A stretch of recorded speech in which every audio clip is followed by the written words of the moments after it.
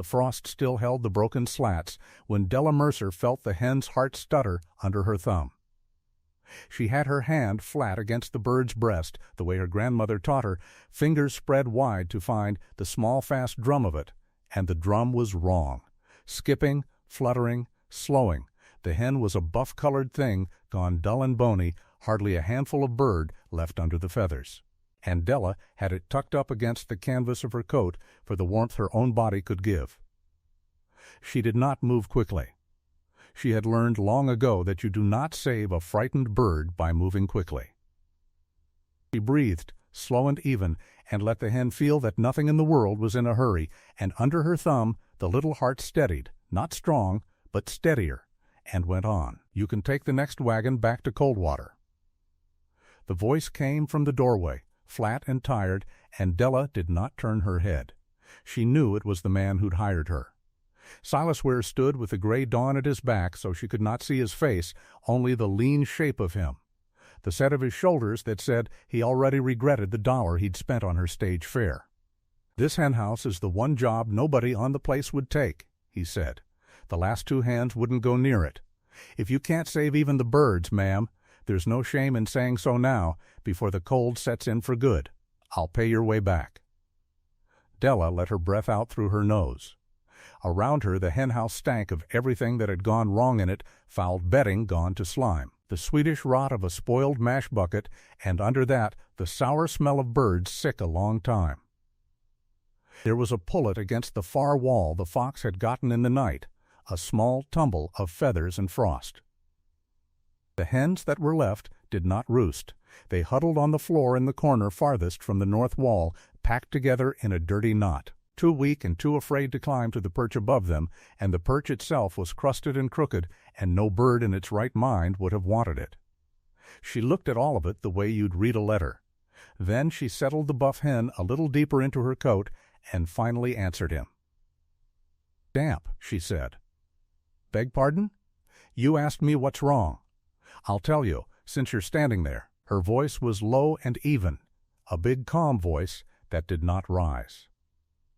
"Damp. First, there's water getting in along that north wall, see the black on the boards there, and the ground under the straw is wet through. A bird can stand the cold dry. Wet and cold together will kill the whole flock by Christmas." She tipped her chin at the huddled hens. "Mites? Second, they're picking at themselves and they won't roost. That perch is crawling and they know it even if you don't. Bad feed. Third, whatever's in that bucket has gone over and it's been making them sick at the gut. There's a draft comes straight down that north wall like a knife. Fourth, and they're all packed in the one corner trying to get away from it." She paused. "And fear. That's the fifth thing, and it's the one most men leave off the list. These birds have been scared a long while, scared of the cold and the dark and whatever's been getting in at night. A scared hen doesn't lay. She just tries to live till morning." There was a silence from the doorway.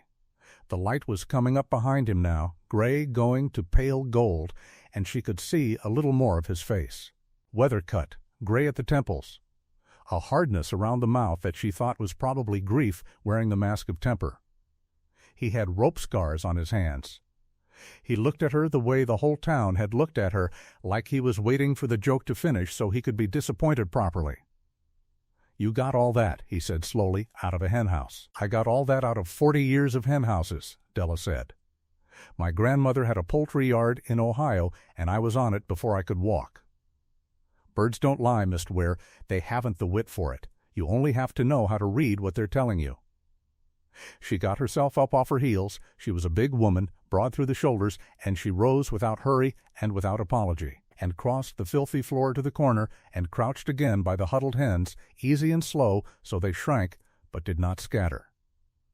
"This one's the boss hen," she said, not looking at him, "the speckled one with the torn comb. The others watch her. If I can put heart back in her, the rest will follow. That's how a flock works. They take their courage from the top down, same as people." She did not say the rest of what she was thinking.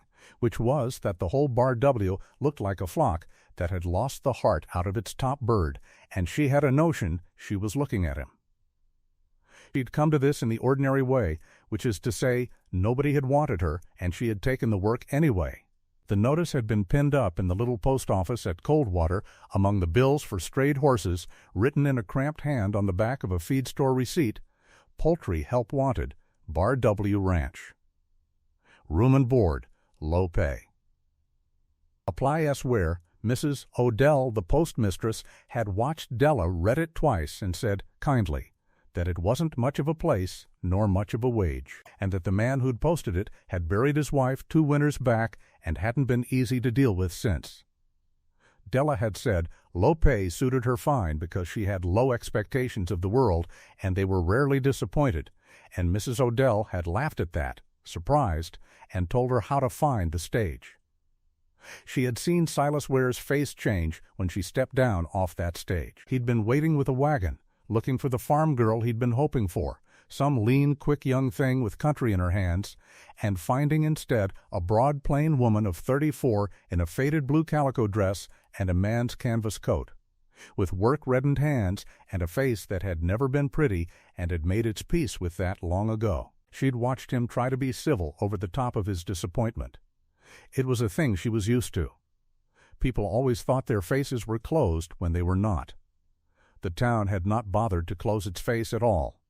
There'd been 2 men loafing at the depot, freight loaders by the look of them, and one had said something low to the other as the wagon pulled out, and they'd both laughed. And the word that carried back on the cold air was Bar W, and then dying anyway, so it don't matter what she does.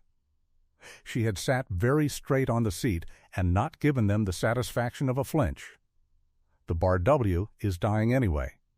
She had filed it away with everything else she knew about the place, which by then already included a good deal, for she had eyes, and the drive-in from town had told her plenty.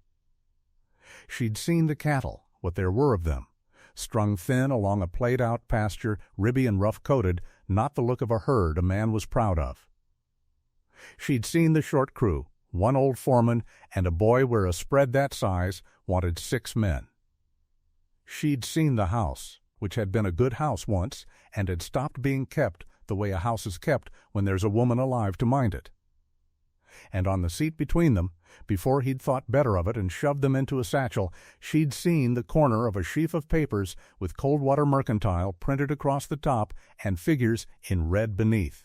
And she had been poor long enough to know an unpaid note when she saw one. The man was being eaten alive by money he didn't have.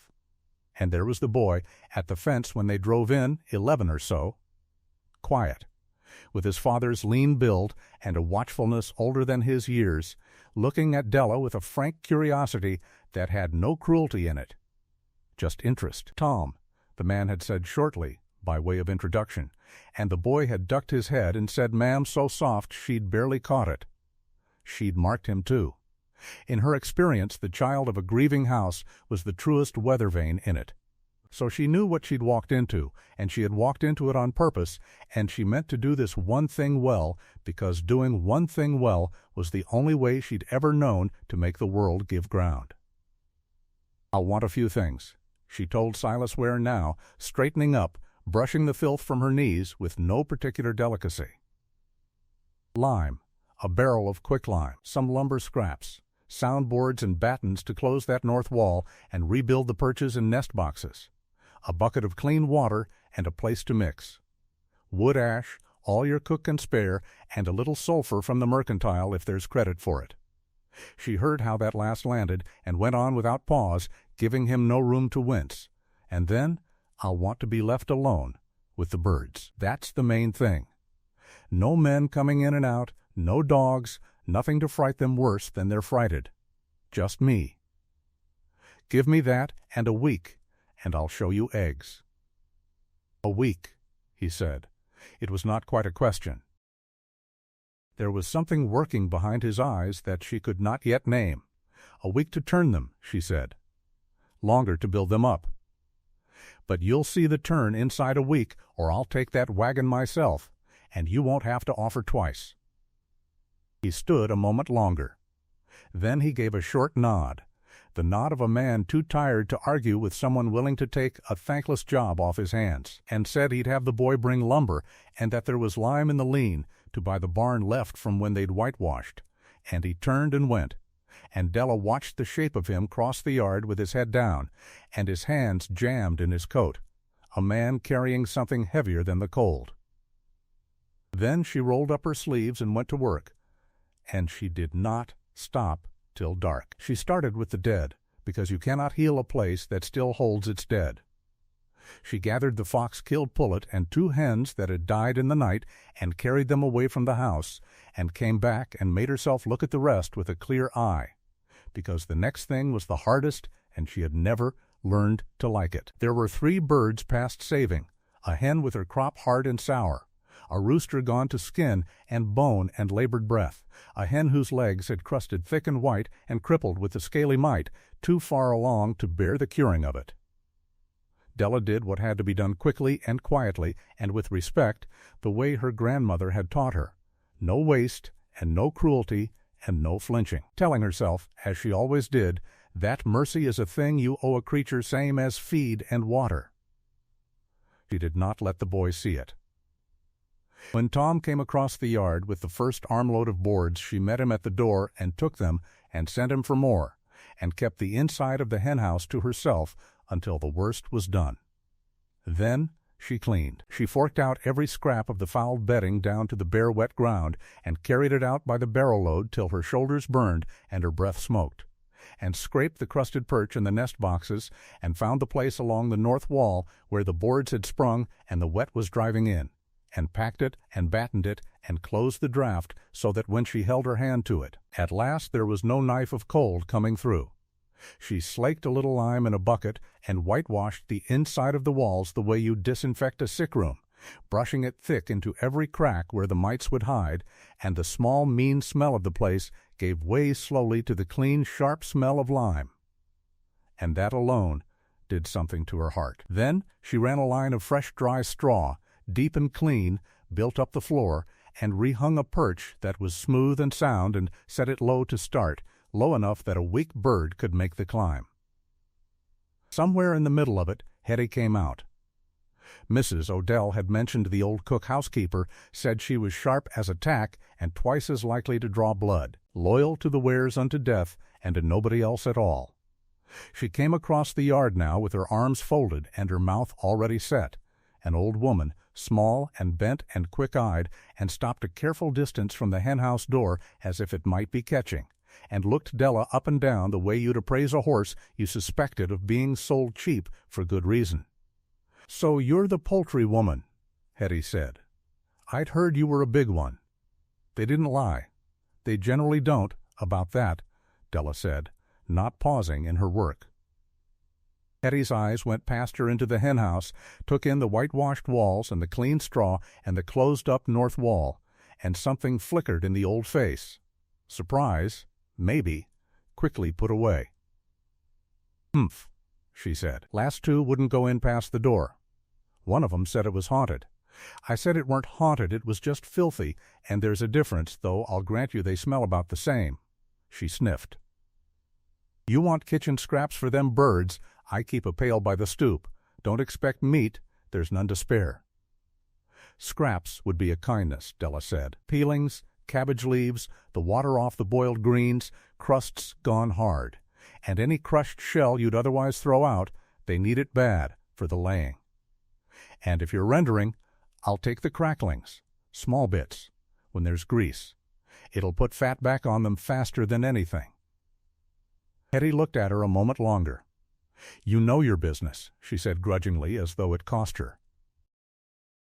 "I'll say that. We'll see if it sticks." And she turned and stumped back to the house, and that was the whole of Hetty's welcome, and Della knew enough of such women to know it was a warmer one than most strangers got. She'd had the proof of it at noon, when Hetty sent the boy out with a plate boiled beef and bread and a mess of beans. And Della sat on an upturned bucket in the cold sun and ate all of it, and then, when Tom shyly asked did she want more, said yes she did, and ate a second, helping just as clean, with no fuss and no woman's lie about her appetite. She had learned long ago not to perform smallness for anyone. A body her size needed feeding, and she fed it. And she'd caught Hetty watching from the kitchen window, and seen the old woman give a short, satisfied nod as if a question she'd been holding had just been answered to her liking. The boy stayed. That was the other thing about that first day. Tom came and went with the lumber and then simply did not leave, and Della let him and gave him small jobs. Hold this, fetch that, mind you move slow. That's it, slow as church. And the boy moved slow and minded the birds and watched her hands like he was trying to learn a language. Once, late, when she had the speckled boss hen in her lap to look at a bad foot, he crept up close and asked in his soft voice was the hen going to die, and Della said not if she could help it, and the boy nodded, very serious, and said good, in a way that told her more about the inside of that house than a week of grown talk would have. There was a great deal of dying in this child's short memory. He was glad to hear of something that might be saved. By the time the light failed, she had been at it without rest since dawn, and her back was a slow fire, and her hands were cracked and raw with lime and cold water, and she did not care, because the thing had begun to work. She'd carried the surviving hens one at a time into the cleaned house as the dark came on, 14 of them left, and set them down in the deep clean straw under the new low perch in the lime-smelling warmth with the north wall shut against the wind, and she dusted each one with wood ash and a breath of sulphur as it went, working it down into the feathers against the skin where the mites lived, and she'd given them at last a feed of cracked grain dampened with the warm scrap water from Hetty's pail, the first decent food they'd had in who knew how long. And then she'd sat back on her bucket in the doorway in the last gray light, too tired to do another thing, and watched. For a long while, nothing. The hens worked at the feed and at their own feathers, easing, the small, constant, frightened murmur of them quieting by degrees. Then the speckled boss hen, the one with the torn comb, the one the others watched, she lifted her head and looked at the low, clean perch a long moment, and made up her small mind, and climbed, one foot and then the other, awkward, weak, but up onto the perch where no bird had roosted in weeks, and she settled and fluffed and made a low sound deep in her throat that was not fear. And one by one, taking their courage from the top down, the rest of the flock came up after her into the dark to roost. Della let her breath out slow. Her eyes stung, and she told herself it was the lime. She did not know how long the man had been standing there. She became aware of him the way you become aware of weather, Silas Ware, off in the deeper dark by the corner of the barn, where he must have come quiet across the yard while she sat too tired to mind. He was looking at the henhouse, at the hens gone up to roost, at the lit clean shape of the thing that 2 days ago no one on his place would walk into. And even across the dark she could feel that it had unsettled him, that he had come out expecting to find a beaten woman and the same dying birds, and had found instead this, order and warmth, and creatures choosing to live. He stood there a long moment, a man who had stopped believing that broken things came back, looking at 14 hens who had not gotten that message. Then he turned, without a word, and went back toward the dark house. Della stayed on her bucket a while longer in the cold, listening to the small settling sounds of the roosting flock and to the wind starting up out on the open range beyond the closed north wall, where it could no longer reach the birds. There was a great deal wrong with this place still. She'd seen the cattle and the red figures on the mercantile notes and the look on the boy's face, and somewhere underneath all of it she had already begun to feel the shape of a wrongness she could not yet name, the way she'd felt the draft before she'd found the sprungboard. But that was tomorrow's reading. Tonight she had saved 14 hens nobody wanted, in a henhouse nobody would enter, and put the heart back in the top bird so the rest could find their courage, and Della Mercer had learned across a long, unhurried life that you do not save anything all at once. You save it the way the cold comes on, one small honest degree at a time, until one morning the whole thing has turned, and the people who laughed at the depot are left to wonder how. The frost had not yet burned off the grass when Della carried the first pan of wood ash out the next morning. The ash was fine and gray, sifted soft as talc, and she'd carried sulfur up from cold water in a twist of paper. Mites lived in the cracks of a henhouse the way grief lived in a man, down in the joints where you couldn't see them, coming out at night to feed. You couldn't poison a wall, but you could make it a place they couldn't bear to be. She caught the first hen without hurry, closing her hands over the wings before it thought to startle, and worked the ash down through the feathers, against the lay of them, into the soft, warm hollows under the wings and around the vent where the mites clustered thickest. The hen grumbled and went still. The way they did once they understood you meant them no harm. Della talked to it low while she worked, just the steady sound of a voice, the same way her grandmother had murmured to the birds in the Ohio yard 40 years gone. Tom found her at it before the sun was full up, stopping a careful 6 feet off, the way a boy stops near a strange dog, and didn't say anything for a long while. Della didn't make him. "What's the yellow stuff?" he said finally. "Sulfur, for the mites. Ash smothers them, and the sulfur they can't abide." She held a hen out a little. "This one's got scaly leg. See how the scales stand up rough like bark? That's a little burrowing thing, too small to see. We'll grease those legs tonight and smother those out too." He came a step closer. "Does it hurt her?" "The mites hurt her. The grease feels good." The boy watched her hands, and she could see him deciding something about her, the way children decide things all at once and forever. "You want to hold one while I dust?" He did. He held the hens against his narrow chest exactly the way she showed him, head tucked, wings pinned soft, and he had a gift for it she recognized, a stillness the birds trusted. By the time the sun cleared the eastern rim, the two of them had dusted every hen in the flock, and Tom Ware had decided, in the wordless way of an 11-year-old, that Della Mercer was his. The nest boxes were next, and those she rebuilt over 3 evenings with lumber that had begun, mysteriously, to appear by the henhouse door. She'd asked Silas for scraps, and he'd grunted something that wasn't quite a yes, but the next morning there was a stack of good pine boards leaned against the wall, planed and true, far better than scraps, and no word said about it. She didn't thank him. She had a sense that thanking him would have embarrassed them both and made it stop. She simply used the boards, building the boxes up off the ground and tilting the little roofs over them so a hen could sit private and dark the way a hen wants to. Because a hen frightened on the nest is a hen that won't lay, and half of poultry keeping was nothing more than letting a bird feel safe enough to do what its body already wanted to do. She bedded the boxes with clean straw and tucked a china nest egg into each one to teach the hens where to lay. Tom thought the china eggs were the funniest thing he'd ever seen. "They can't tell?"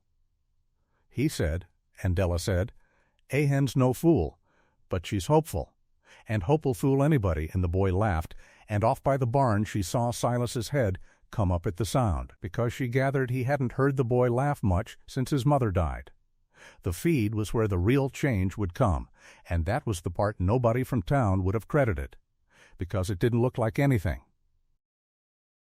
The flock had been getting whatever was thrown at it, kitchen slops and a little wheat screenings full of chaff and not much else, and a hen can't make an egg out of nothing any more than a woman can. Della went to Hetty about it, which was its own delicate business, because Hetty guarded her kitchen the way a hen guards a nest. "I'll want the scraps you'd give the hogs," Della told her, standing in the kitchen doorway and not coming in uninvited. "Vegetable peelings, the green tops, sour milk if you've got it, the meat scraps and the boiled bones I can crack. And the eggshells back, dried and crushed, once we're getting eggs." Hetty looked at her over a pot of beans. "You'll feed the hens their own shells, for the lime in them. A hen lays a shell, she's got to get that shell from somewhere, and if she can't she'll lay a soft egg or quit. Give it back and she keeps on. I'll grind the bones small. There's good in them." The old woman's mouth worked like she was deciding whether to be offended. Then she said grudging, "My grandmother fed crushed shell. I'd near forgot that, and something settled between the two of them. some old kitchen wisdom recognizing its own, and after that the scraps were saved in a covered crock by the door without Della having to ask twice. She built the ration up careful. Cracked corn and wheat scratched into the litter so the hens would work for it and stay busy and not take to feather picking out of boredom. The kitchen scraps for greens, and the thing they'd most been wanting, grit and shell. The hard mineral stuff a hen needs to make a shell and grind her food, because a hen has no teeth and keeps a pouch of gravel in her gizzard to do the chewing. Della walked the dry creek bed and came back with a sack of coarse sand and small sharp gravel and set out a box of it and a box of crushed shell. And the hens went at it like they'd been starving for it, which they had. Within 10 days there was an egg. Tom found it, a single brown egg in the second nest box, still warm, and he came tearing across the yard, hollering for Della, with it cupped in both hands like it was made of gold. And she came out wiping her hands on her apron and looked at it a good while. "That's a Wyandottes egg," she said. "The barred hen with the bad foot. She's the one I'd have bet on." She didn't smile much, Della, but she smiled then, and let Tom carry it in to Hetty himself, and that one egg got more ceremony than a christening. After the first there were more, and then more, the way it goes once a flock turns the corner. Della culled as she went, fair and unsentimental. The old hen that hadn't laid in a year. The cockerel too many. The one with a wheeze she didn't want spreading. She did it clean and quick and away from Tom, and what she culled went into Hetty's pot, so nothing was wasted. There was a crop-bound hen she saved that Silas had figured for dead, a hen whose craw had packed solid with dry grass until she couldn't pass it. Della worked it soft with warm water and oil and a patient kneading thumb over 3 days until the bird passed the wad and came right, and she set that hen back in the flock crowing fit to bust, and Silas, who'd watched from the doorway, said only, "Didn't think you'd bring that one back." And Della said, "Most things'll come back if you give them the time, and let the word sit there between them, meaning more than hens." One of the buff hens went broody in the last warm spell, flattening herself over the china egg with that low warning growl in her throat, pecking any hand that came near, and Della knew the look. She slipped 12 good fertile eggs under her in the dark of evening, marking each with a pencil ring, and set the hen apart in a quiet box with her own food and water, and then there was nothing to do but wait the 3 weeks.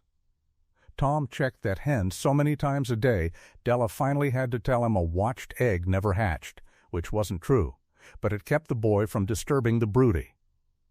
It was the cold snap that turned the corner with the men. Della had been reading it coming for 2 days, though nothing showed in the sky that a town person would have marked. It was in the birds first. The hens went to roost early and crowded close, and ate like they were laying in a store against want, and one old hen kept pulling at her own breast feathers in a fretful way that meant nothing good in the air. The barometer Silas kept nailed by the kitchen door, a thing his Mary had brought from back east, Hetty said, and nobody had thought to look at in 2 winters. When Della tapped it, the needle had fallen lower than she liked. And there was a smell to the wind out of the northwest, a flat iron smell, and the cattle down in the bottoms had stopped grazing and stood with their tails to it. "There's weather coming," she told Silas in the yard, plain, bad tow night or near it. Cold enough to kill. He looked at the sky, which was a high innocent autumn blue with a few mares' tails strung across it, and she saw him weigh whether to credit a poultry woman over his own eyes. To his credit, he didn't argue long. "How sure are you?" "Sure as I am of anything that hasn't happened yet." Amos Pike, the foreman, was standing near, and he made a small sound that wasn't quite a laugh, a tired man's skepticism, and Della turned to him and said, "Your glass is falling, the birds are gorging and crowding, the cattle won't graze, and they've turned tail to the north, and there's ice on the wind already if you'll stop and smell it." I'm not guessing. She wasn't sharp about it. She just laid it out like eggs in a basket, one and then the next, and Pike's face changed, because a worn-out, honest man knows the sound of someone who knows what they're talking about. They moved that afternoon. Della got the flock shut up tight, and the north wall double-banked with straw bales against the draft, and rigged a low shelter of boards and straw in the lee of the henhouse for Tom's orphaned calf. A poor leggy thing the boy had been nursing on a bottle since its mother died calving, that would surely have died in the open. Pike, half convinced and not wanting to be the fool either way, got the hands moving the nearest cattle down off the high ground into the cottonwood bottoms where there was windbreak, and got the milk cow and the saddle horses up close to the barn. The wind came at dusk, near the hour Della had named, out of the northwest with no more warning than a change in the sound of the world. The high autumn blue gone to a low scudding lead, not snow at first, but a wind with knives in it, a wind that found every gap and went straight to the bone, and the temperature went down like a dropped stone. By full dark it was a killing cold. Della sat up that night in the henhouse with a lantern turned low, listening to the wind worry at the walls she'd banked. And the hens stayed warm on their roost in a tight feathered row, and Tom's calf lay curled in its straw nest, breathing soft, and not one creature in her care was lost. It was not so on Dunmore's range. Word came down over the next days the way word does, carried by the hands in the freight road. Cyrus Dunmore had cattle scattered high and open on the North Flats, more interested in spreading his holdings than tending them, and the wind had caught them with no windbreak and no warning. He'd lost a good many head, drifted into coulees and piled on fences and frozen standing up, the careless loss of a man who treated cattle as numbers in a ledger and not as living things that needed a man to think for them. The Bar W, short-crewed and poor and written off by the whole county, had come through the night without losing a hoof, and the reason was a broad plain poultry woman who'd read it in the behavior of hens. Amos Pike said it to her direct, which cost him something. A proud, worn man like that. He found her at the henhouse the morning after, the world all sheathed in killing white, and took off his hat, which she'd never seen him do. "I made light of you yesterday. I was wrong to. You saved this outfit a worse night than it could have stood." And Della said only, "The birds told me. I just listened," but she took the apology, because it was honestly given. Silas said nothing at all, which from Silas was the loudest thing he could have said. But that evening there was a load of cordwood split and stacked by the henhouse door, more than the little stove in there could burn in a month, and the next morning the worst of the broken siding on the south wall had been mended in the night with new boards and good nails. And Della understood that this was how the man talked. He couldn't say a soft word to save his life, 2 winters into his grief, but he could split wood at midnight and drive nails by lantern light, and that was a language she could read as well as she read birds. So the flock came back. By the time the snow had melted off and the ground gone hard with real winter, the henhouse that nobody had wanted, that had been a stinking collapsing box of dying birds, was a sound, warm thing full of plump active hens working the litter and singing the low contented egg song a happy flock makes, and the eggs came in by the basketful. Tom ran the morning gathering now under her eye, careful and proud, and Hetty had more eggs than the household could use, and there began to be that particular good trouble of plenty. But Della was watching other things too, in the quiet way she watched everything, and not all of what she saw was good. The cattle were wrong. She'd no head for the cattle business, but she had eyes, and she'd spent her life reading the small signs that told the true story under the story people told themselves, and the small signs around the Bar W's cattle didn't add up. Pike would come in off a gather with the tally chart every time, a few head here and a few there, strays that didn't come back, and he'd write it in the book with a face like a man swallowing a stone. The losses always came off the north, up toward the Dunmore line, and always a little more than the weather and the wolves and the ordinary drift of range cattle could account for. And when Della, just making conversation over the egg crate one evening, asked Pike Easy how many head the Bar W ran now against the spring, the foreman's hands went still on the table, and a shutter came down behind his eyes, and he gave her a number that came out too quick and too smooth and changed the subject. She filed that away. She was good at filing things away. Then there were the notes. Hetty, who knew everything, told her the rest over the dishpan, how Silas owed money to the Coldwater Mercantile, which was Dunmore's, and how the Mercantile kept extending him credit. Easy, friendly, never pressing, more rope every season. To Hetty it looked like kindness, a businessman being patient with a neighbor down on his luck. To Della, who'd seen a fox work a henhouse, it had a different smell. A man doesn't keep feeding rope to a drowning neighbor out of kindness. He feeds it because he wants to be holding the end of it when the time comes to pull. And then Cyrus Dunmore himself came calling, on a bright, hard morning, and Della got her first true look at the man.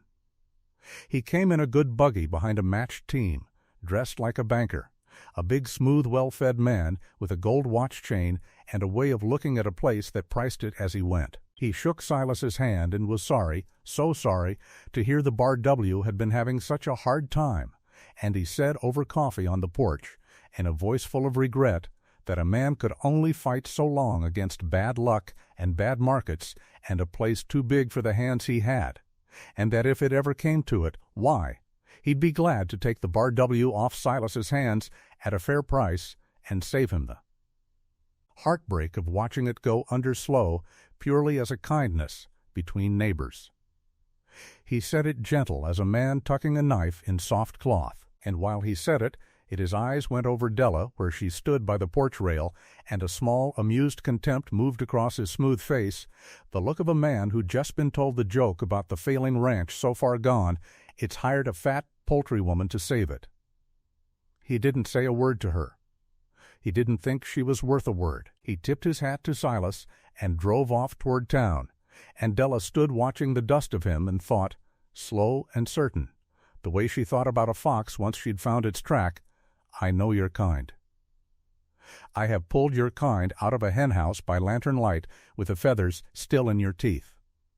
She didn't say any of that. She'd nothing yet but a feeling and a few small wrong things that didn't fit. The short tally, Pike's flinch, the easy rope of credit, a smooth man's contempt. Not enough to say a word a man could act on, and saying it too soon would only put the fox on his guard. So she kept it, the way she kept everything, and she went back to her birds. It was a few mornings after that, down at the Coldwater Depot with a basket of fresh eggs for Mrs. Odell, that she saw the thing that turned her feeling into a question, with teeth in it. There was a herd being held in the stock pens by the rail, bawling and dusty, gathered for shipment, and the brand on most of them was the Dunmore Cattle Company brand. But as Della stood waiting, and let her patient eyes go over the milling stock the way they went over a flock, she caught on the hip of one rangy steer, half-heeled and a little wrong somehow. A brand that didn't sit right with the others around it, and under the fresh burned Dunmore mark, if she was seeing true, was the older ghost of a different shape entirely. The Bar W. The brand she'd been seeing on the ranch's own beeves every day for weeks. She looked a long moment, careful not to be seen looking, and then she turned and handed Mrs. Odell her basket and made her face easy and ordinary and said something about the weather. But her mind had gone still and clear and cold the way it did over a thing that wanted reading. And back at the Bar W that evening, she looked at the baskets of eggs stacked up more than the household could ever eat. Fortunes of eggs, going to waste against the slow oncoming winter, with no way under heaven to get them to anyone who'd pay before they spoiled. And two thoughts came together in her broad, steady head at the very same time. The way two birds will sometimes land on one branch. One was a question about a steer with two brands on it. The other was the beginning of an idea about all those eggs. Della stood over the baskets with her work, reddened hands flat on the table, and a look on her broad face that was not quite satisfaction. The look of somebody holding a thing too good to waste and no way yet to keep it. "They'll not last," Hetty said, wiping flour onto her apron. "Eggs are eggs. A fortnight in the cold room and they go off, and then you've got nothing but a stink and a pail of waste. They'll not go off," Della said, "not if we keep them right. A laying hen in her prime gave you an egg most days, and Della had near 40 laying now, where a month ago there'd been a dozen sick birds." Eat what you could, and the rest would rot on the shelf, while up the grade the railroad camps were paying town prices for eggs that came in cracked and old, and half of them already turned. She knew the way to keep them. Her grandmother had kept eggs through a whole Ohio winter in slaked lime, clean eggs laid down in it gentle as you'd lay a child in a cradle. The lime sealed the shell, crept into every pore of it and shut out the air, and an egg shut away from the air would keep sweet for half a year and longer. Della had eaten eggs at her grandmother's table in March that had been laid the September before, and you could not have told them from fresh. She put it to Silas that evening, with the basket between them on the table. He listened the way he listened to everything now, without saying much, his rope-scarred hands quiet on his knees. When she finished he was a while answering. "Lime costs money," he said at last. "Some, and if it doesn't keep? If you lay down 100 dozen eggs in lime, and come February they're rotten, I've spent good lime money to make a barrel of waste, and I've not got lime money to spend." He said it plain, not unkind. Just a man counting what he had against what he didn't.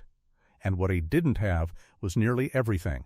A stack of mercantile notes in the drawer of his dead wife's desk he couldn't look at without his jaw going tight. The cattle tally getting shorter at every count. A boy to feed, and a crew to pay through a Montana winter. "It'll keep," Della said. "I've kept eggs this way since I was a girl. Buy the lime against my wages. If they go off, you owe me nothing, and you're out only what the lime cost. If they keep, and they'll keep, then you've got a winter's worth of eggs to sell when every other ranch in the county is buying theirs by the dozen at town prices. There's money up that railroad grade. Silas, study money, if a body can deliver steady. I mean for the Bar W to be that body." He didn't answer for a long moment. Outside the wind had come up and was working at the corner of the house. When he finally spoke, it was only, "Get your lime, then," and he got up and went out, and that was as near to yes as Silas Ware came to anything those days. So they made the brine. Della had Tom roll 2 barrels out and scrub them sweet with sand and water. From the mercantile she'd had Silas bring a sack of good quicklime, and she slaked it herself in a wooden pail, standing well back as she poured the water on, for slaking lime boils and hisses and throws off a heat that'll burn you. "Don't put your face to it," she told Tom, who put his face to everything. "That steam'll take the skin off you." She let it stand and settle, the lime milk going clear on top, and poured off the clear water into the barrel and added more. Careful, not too strong, or it would eat at the shells, and not too weak, or it wouldn't seal them. Her grandmother had taught her the strength of it by the look and feel, and Della taught it to Tom the same way, his small hand in the cool milky water beside her big reddened one. The eggs went in clean and dry and unwashed. That was the secret town folk never knew. You didn't wash an egg you meant to keep. A new-laid egg came out of the hen with a fine bloom over the shell, a natural sealing the bird gave it, and if you scrubbed that off, you'd opened every door in the shell to the air and to rot. So she gathered only the cleanest eggs, wiped the worst of the straw off dry, and held back any soiled or cracked for the kitchen.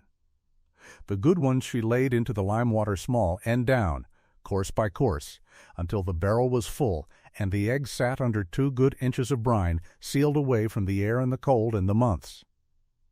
Tom kept the count in a little book Della had ruled up for him. Hetty came out and pronounced the whole business foolishness, and then stayed an hour helping anyway, because she could not abide standing by while work got done around her. Even Silas, passing through the yard, stopped to look into the first full barrel, where the eggs sat ranked and gleaming under the lime water like something laid up in a church, and he didn't say it was foolishness, and from Silas that was a kind of blessing. By week's end they had 2 barrels down and a third started, but laid by eggs in a lean to weren't money. Money was up the grade where the rails went, and money had to be gone after. She went to Coldwater on the Tuesday, riding in beside Silas, who had business at the Cooper and the Smith. The town sat low and gray under a sky the color of an old nickel.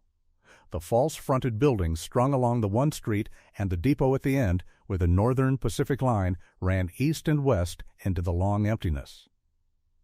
Della had her plan and went looking for Walt Hennessy.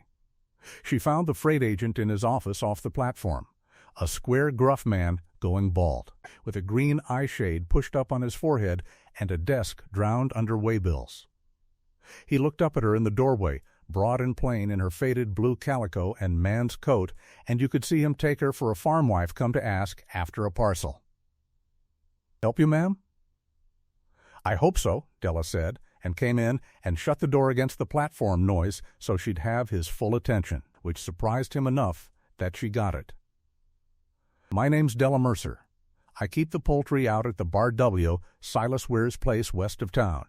I'm told you supply the line camps up the grade. I'm told you've trouble getting eggs up there sound, and provisions on a schedule a body can count on."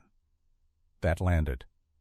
She watched it land, watched the gruffness shift to something warier and more interested at once. A man whose sore tooth has just been touched by somebody who knows it's there. "Who told you that?" "The men. I keep my ears open at the depot. Your camp gangs are eating eggs that come in old and cracked and half of them turned, when they come at all, and they're paying town prices for the privilege. I can do better. The Bar W can do better." Hennessy leaned back and looked at her, and the look was not kind, but it was honest, and Della preferred honest. "Ma'am, I'll tell you straight. I've got 140 men up that grade who don't care what eggs cost, they care that there's eggs. The slow freight runs 2-3 days in the cold, sometimes longer if there's a slide on the line.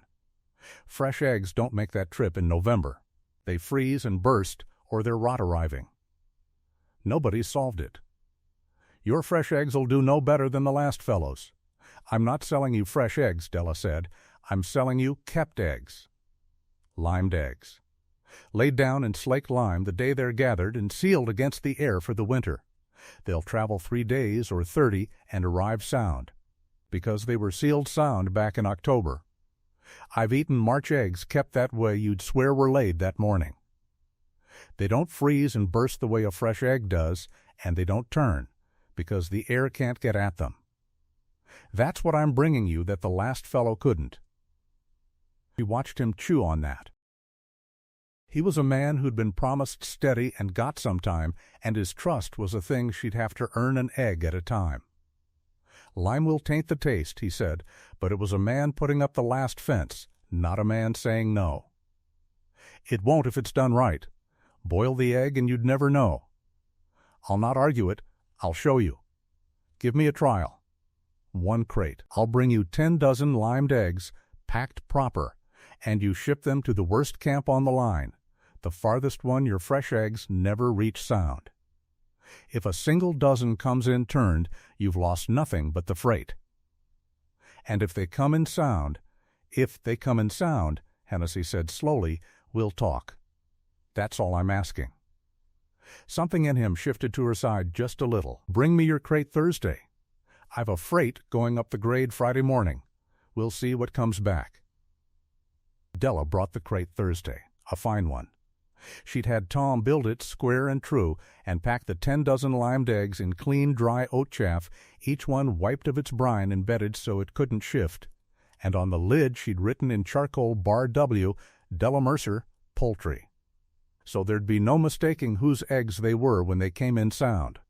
Hennessy put it on the Friday freight, and Della rode home and went back to her birds and her barrels and waited, because she knew how to wait on a thing without fretting it.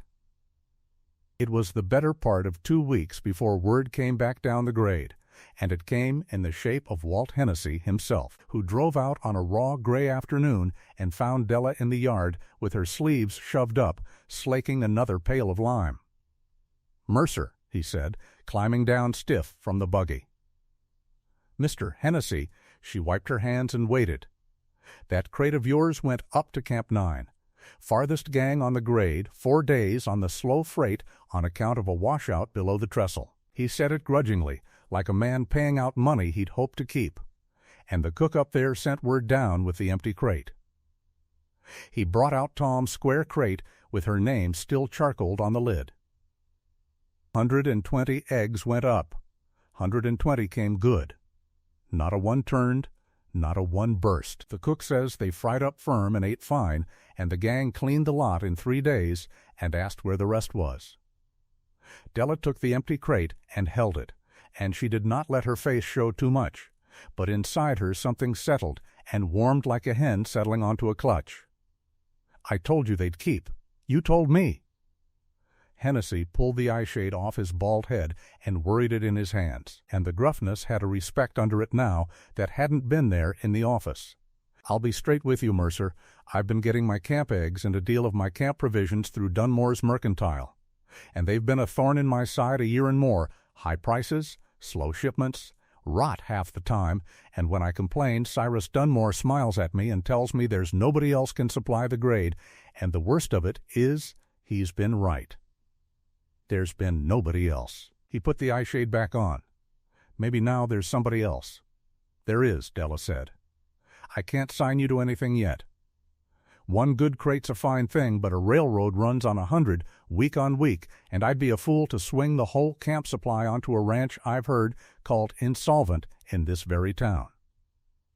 I'll want to see you deliver steady before I put my name to a season. But," he climbed back up into the buggy and gathered the lines, "but you bring me a crate a week from here on, sound as that one, and when the spring contracts are let, I'll remember who solved a thing nobody else could solve. That's as much as I'll promise a body I've known 2 weeks." "It's enough," Della said. "You'll have your crate a week, sound every one, and come spring you'll have no cause to remember anybody but the Bar W." He grunted, which from Walt Hennessy was nearly a smile, and drove back toward town, and Della stood holding Tom's empty crate and let herself feel the whole shape of what had just been promised. Not a contract. Not yet. But the road to one laid out plain in front of her, and the Bar W's name on it where Dunmore's had been.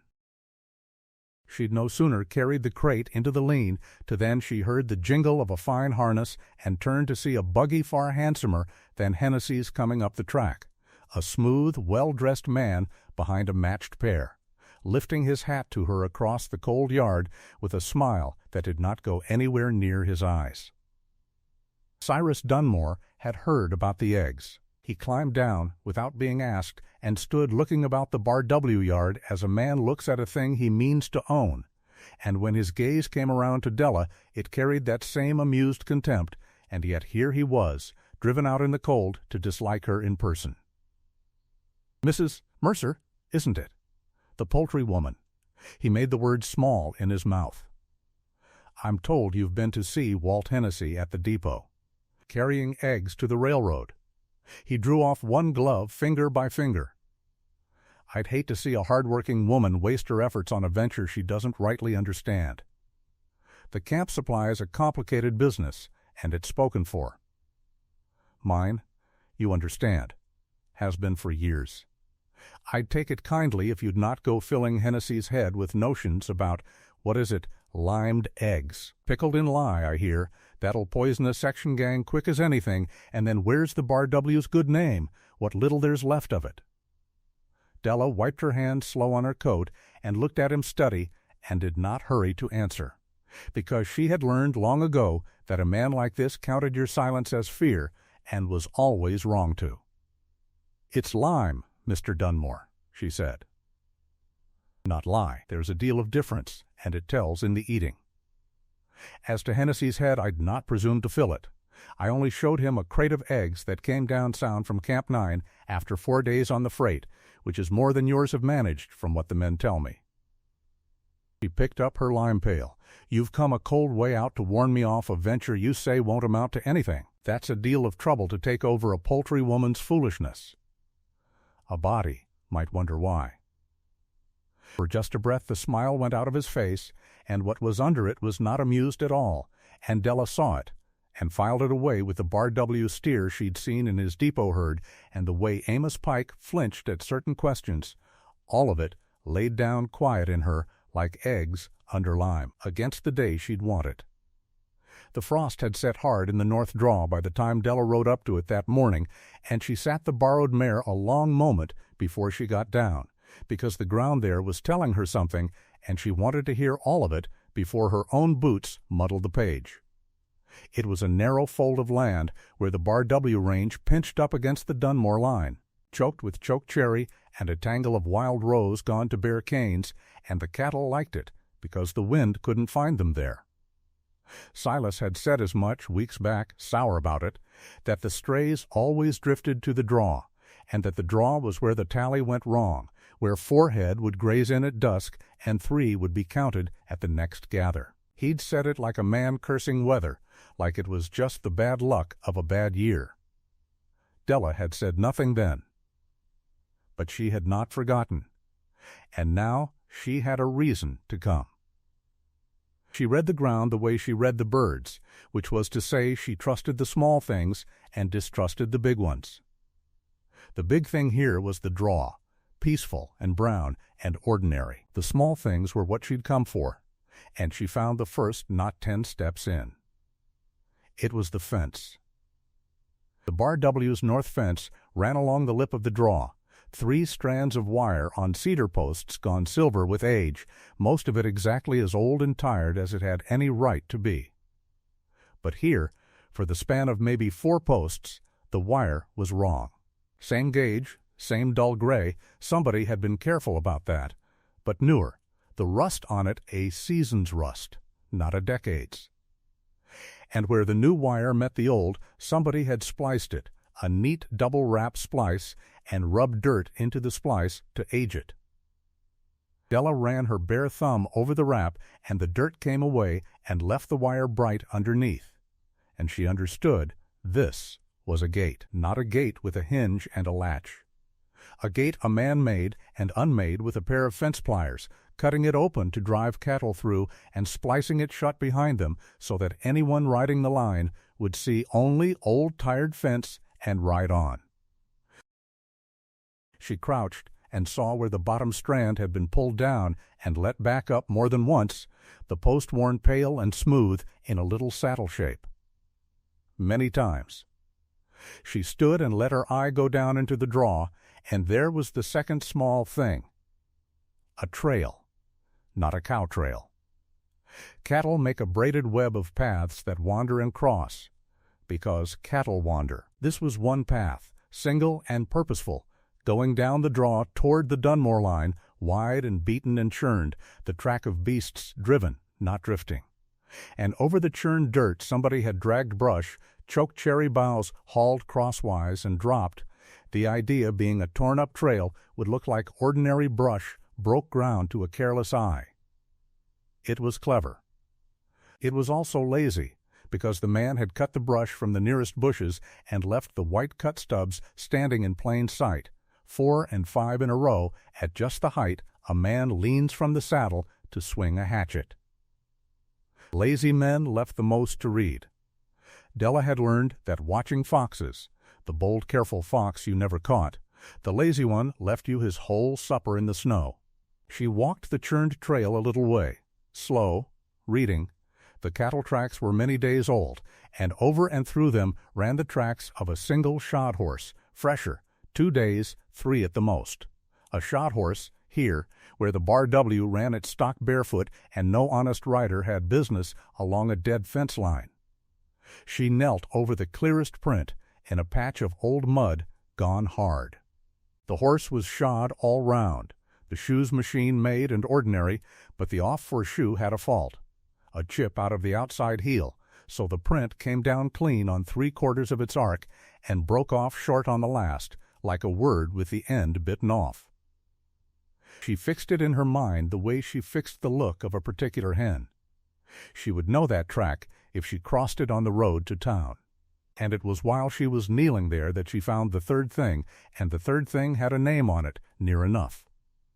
A flat tobacco tin, lying in the rose canes where a man might have flung it from the saddle, the painted paper half weathered off, but enough left to read, Spearhead, the brand was. And she knew it, because Lyle Cobb smoked Spearhead. She'd seen the same flat tin in his shirt pocket the one time he'd come to the Bar W on some errand of Dunmore's. A long, mean, careless man on a flashy sorrel horse who'd looked at her the way Cyrus Dunmore looked at her, like she was furniture left out in the weather. The tin had been here days, not weeks. The rain hadn't got into it yet. She turned it in her fingers and did not pocket it. She set it back exactly where it had lain, in the same cane, the same way up. A thing in its place told you more than a thing in your hand, and she might want a witness to see it lying there. She was already, without quite deciding to, building the kind of careful case that doesn't depend on anyone taking her word. Because that was the trouble, and she knew it, kneeling there in the cold rose canes with her breath smoking. Her word. A plain poultry woman in a man's coat, hired to nurse one henhouse, with no land and no name in the county, her word against Cyrus Dunmore, who owned the mercantile and the cattle company and half the paper in the valley. If she went to Silas now with a chipped horseshoe and a tobacco tin and a splice in a fence, he would do exactly the wrong thing. He was a quiet man and a courteous one, but under the quiet was 2 winters of grief turned mostly to a banked, patient anger, and somewhere in the house was the rifle he kept clean, and if she handed him a name he would take the name and the rifle and ride to the Dunmore line, and that would be the end of the Bar W and the end of Silas Ware, hanged or shot. And Tom an orphan twice over. No, she would not light that fuse. Not till she had something a man couldn't argue with, something on paper, something the law would have to look at whether it wanted to or not. She rose, her knees stiff, and rode home, and to Silas at supper she said only that she'd ridden the north fence and found it wanted mending, which was true, and which told him nothing. What she needed now was the brand. The fence told her how, and the trail told her where, and the tin told her who. But none of it told the one thing the law would ask first, which was whose cattle. A stolen cow is a hard thing to prove stolen once it's wearing the thief's own brand, and Della knew enough of the range trade by now to know that a clever rustler didn't drive a Bar W cow over the line and just hope nobody noticed the Bar W iron on her hip. He changed it. There was a tool for it. An old, wicked, simple tool, a running iron, a straight rod a man heated and drew like a pen. Freehand, to add a line here and close a loop there, and turn one ranch's mark into another's. And the Bar W brand was a bar and a W.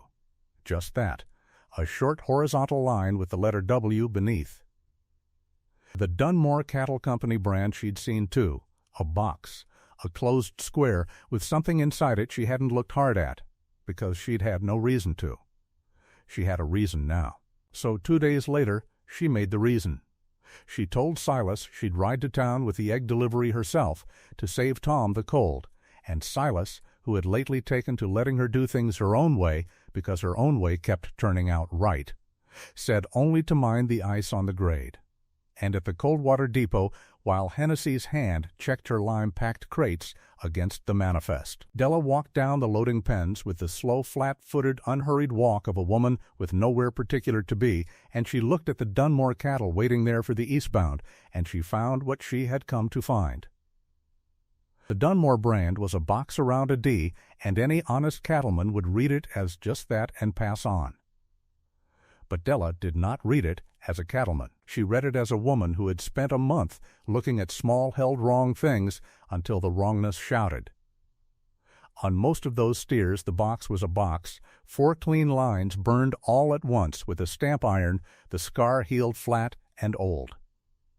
But on a few, she counted them, 4, 5, a 6th back in the press of the herd, the box was not the same. The lines were heavier, doubled, scarred up rough and proud the way freehand iron scars when a man draws slow over hide that's already been burned once. And the bottom bar, on those few, ran a hair's breadth too long and too low, with a little hook at the end, a little tail of scar that had no business being there if the box had been a box from the start. She let her eye take the rough box apart line by line, the way you'd unpick a clumsy seam, and underneath the Dunmore D she saw the ghost of the older mark, plain as plain, the bar over the W. The bottom bar of the Dunmore box was the Bar W's bar, dropped down and run out long. The 2 sides of the box were new strokes the iron had added to fence it in. And that little hook of scar, That was where the running iron had closed off the open foot of the W and turned the letter into a clumsy part of a box. Good enough to pass a man riding by, bad enough to hang somebody if the one who read it could make another look. A steer near the rail swung its head, and she saw the brand from a hand's breadth, and her stomach went cold and certain. Up to now it had been clever puzzles in the dirt, a grim satisfaction in the reading. This was a living animal that had been born and weaned on the bar W and burned with its iron as a calf, and somebody had thrown her, this fall, full grown, and held her down and pressed a hot rod to her old scar and drawn her over into another man's property while she bawled. There was a meanness in it past the stealing. She made herself count again to be sure of her number. 6 head she could swear to, here, this morning. There would be more gone east already on earlier trains. But 6 she had looked at with her own eyes, and 6 was enough to start if she could only nail the iron to the hand that swung it. "Help you, ma'am?" She turned without hurry. It was a depot man, not Hennessy, a young fellow with a tally book, looking at her the polite, wary way men looked at a woman standing too long where she had no stock of her own. Admiring the beef, Della said, easy, and let her eye go dull and pleasant. "We don't run cattle, only hens. They're a sight bigger than my hens." The young man grinned, the wariness going out of him, and allowed that they were, and that the Dunmore outfit shipped a power of them, and Della said wasn't that something, and asked him, friendly, just making talk, did the Dunmore Company keep all this writ down somewhere? She only asked because her own little egg accounts had got away from her till she'd started a book, and she marveled a man could keep such a herd in his head. And the young man, glad of a warm body to talk to in the cold, said, "Oh, mister, Dunmore kept it all writ down proper. Ledgers and bills of sale and all, up at the company office over the mercantile, kept it tight as a bank." Della said, "Well now, fancy that," and thanked him, and walked back up the pens to her empty crates with her heart going hard and slow. Up at the company office over the mercantile, ledgers and bills of sale. There it was, the thing she'd been circling toward. The dirt told the story, but dirt blew away. The brands told it, but a brand could be argued. A jury could be made to doubt their own eyes by a smooth man in a good coat. Paper was different. If Cyrus Dunmore was bringing Bar W cattle over the line and burning them into Dunmore stock, then to ship them, to sell them, to keep his own books straight, somewhere in that tight-kept office there had to be a page that said it. A bill of sale, forged, with somebody's made-up name on it pretending to have sold those exact head to the Dunmore Cattle Company, on dates Della could match against the nights the tally fell short. A man like Dunmore couldn't help it. His whole power was built on paper, on the careful machinery of looking lawful, and the same paper that made him untouchable would, if she could only get her work-reddened hands on it, be the rope to bring him down. She did not yet know how she would get into a locked office that belonged to the most powerful man in the county, but she knew now that was the door, and a door you can name is half a door open. The other half of it she found, or rather it found her, that same afternoon, and it had Amos Pike's worn face on it. She'd come back from town in the early dark and put up the mare and was crossing the yard to the henhouse for the last gather when she nearly walked into the foreman coming the other way from the barn. And in the lantern light through the barn door she saw his face before he could fix it, and it was the face of a man who had been waiting for somebody and dreading the somebody both. He was 50-some and decent and ground down, Amos Pike, a good cowman gone gray in the service of a ranch that couldn't pay him. And Della had marked weeks ago how he flinched at certain questions, how he went short and stiff when the talk turned to the tally, how he never ever rode the north draw if he could send another man. She'd marked it and set it aside, an off bird in the flock, a thing to watch. Now, looking at his caught-dreading face, she understood she'd been watching the wrongness. She'd taken his flinching for a worn man's shame at a failing he couldn't mend. It was a worse thing than that. It was the flinch of a man who knows, and looks away, and hates himself for the looking. "Mr. Pike," she said. Ms. Mercer. He took his hat off, which a worried man does without meaning to, and turned it in his hands. You was a long time in town. I was, she said. She did not move toward the henhouse. She stood where she was in the cold yard and let the quiet sit, the way she'd let quiet sit with a frightened bird until it stopped fighting the hand. She'd planned to wait, to get the paper first and the brands witnessed, and only then go careful at the foreman. But she'd learned with birds and with men that the moment offered is the moment taken, and Amos Pike standing here turning his hat to ribbons was a thing as ready as it would ever be. Mr. Pike, she said, low and even, no heat in it, I rode the North Draw this week. I read the fence and the trail and the brands on the Dunmore stock at the depot today, and I know what's happening to Mr. Ware's cattle, and how. And I've a fair idea who's swinging the iron. What I haven't worked out yet, and here she kept her voice as gentle as if she were naming a sick hen's trouble, is why a good cattleman who's given his life to this brand has been riding wide of that draw, and writing down tallies he knows are short. She watched it go through him. She'd half feared he'd bluster, or turn mean, or ride to Dunmore and burn the whole thing down before she had her paper. He did none of it. He stood there an old gray man in the cold, and the hat went still in his hands, and his face came apart, slowly, the way a bank gives in a flood, and what was under it was not guilt only but a kind of awful relief.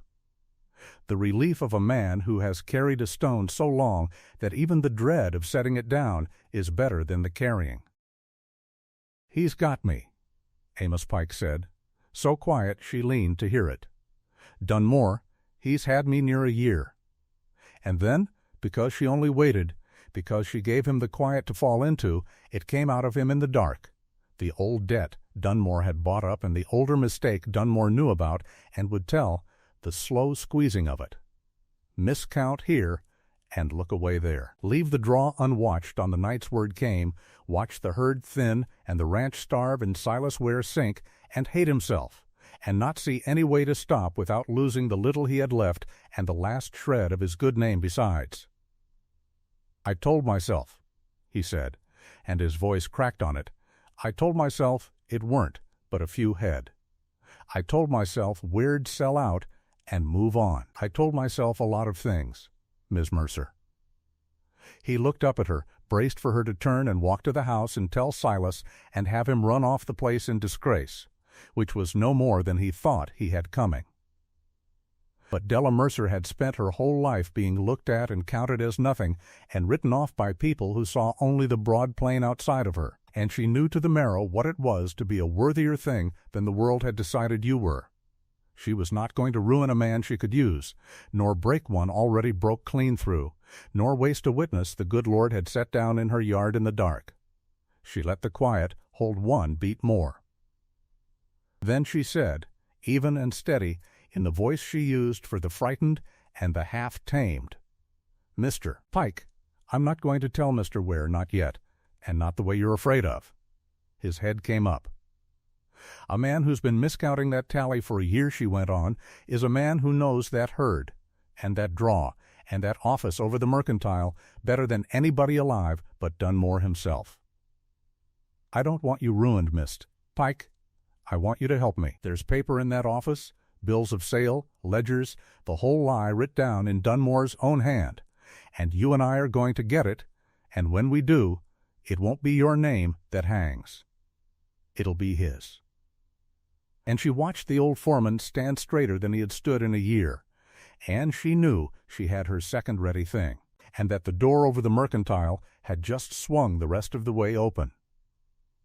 What neither of them knew, standing in the cold yard making their quiet bargain, was that Cyrus Dunmore could smell pressure the way Della could read frost in a hen's stance, and some word had reached him, a depot man's idle mention of a poultry woman asking after his ledgers, perhaps, or only the long animal instinct of a man who starves ranches for a living. That very evening, in the warm office over the mercantile, Dunmore drew the Bar W's full note from his strongbox and decided not to wait on it any longer. He would call it. The whole of it, due inside the week, long before any spring contract, long before a poultry woman could finish whatever careful thing she was building in the cold.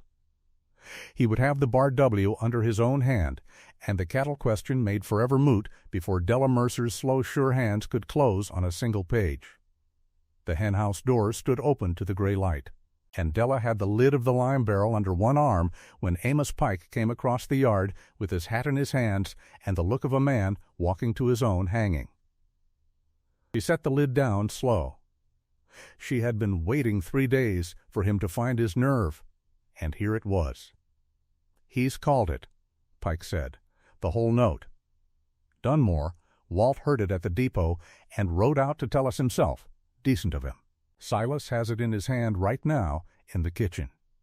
Full sum, due Saturday. That's 6 days. There's no man alive can put that money together in 6 days, and Dunmore knows it. He aims to take the Bar W out from under us before your eggs or anything else can matter." Della looked past him at the house, where she could see the yellow square of the kitchen window and a shape that did not move within it. 6 days. She had known it would come fast once the man felt the ground shift, but she had thought she'd have until spring. Dunmore had not given her the slow way. He had reached for the throat. "Then we stop waiting," she said. She went in to Silas. He sat at the head of the table with the paper flat in front of him and both hands laid on it, not gripping, just resting there as if to keep it from blowing off into a worse place. Hetty stood at the stove with her back too straight, and Tom sat on the bench against the wall with his knees drawn up, watching his father the way the boy watched the sky before weather. Walt Hennessy leaned by the door, hat on, having said his piece and stayed only out of decency. "You've heard," Silas said. He did not look up. 6 days, and then it's his. The house, the land, the cattle that's left, the lot of it. Bought for the price of a note he engineered me into, the same as he's engineered every ranch he's swallowed in this county. His voice was flat and worn smooth, the voice of a man who had already gone past anger into the cold beyond it. "I'm done, Della. I'll not have you stake your pay against a corpse. You did fine work. It wasn't enough, and it isn't your fault." "Sit down a minute," Della said to Walt, who had straightened to leave. "You'll want to hear this too, Mr. Hennessy, because it touches your line as much as it touches this house." She pulled out the chair across from Silas and lowered herself into it, set her reddened hands on the wood, and made herself slow. Made herself the calm thing in the room, because somebody had to be. "I'll tell you why the cattle are gone, Silas. I've known for some days, and held it because I needed the whole of it before I put it in front of you, and because I knew that the day you heard it, you'd reach for the rifle over the door, and that the rifle is exactly what Dunmore would like you to reach for. A dead land grabber is a tragedy. A hanged rancher who shot his neighbor over missing steers is just a ranch for sale, cheaper than ever." That brought his head up. So she told it. She told it plain and in order, the way she'd explain a sick bird to a man who needed to trust the diagnosis before he'd let her treat it. The strays that always vanished from the same northern draw and never from anywhere else. The fence she'd found reworked there, the wire cut clean and spliced back. The shot horse tracks where no Bar W man rode, the brush dragged behind to wipe the trail.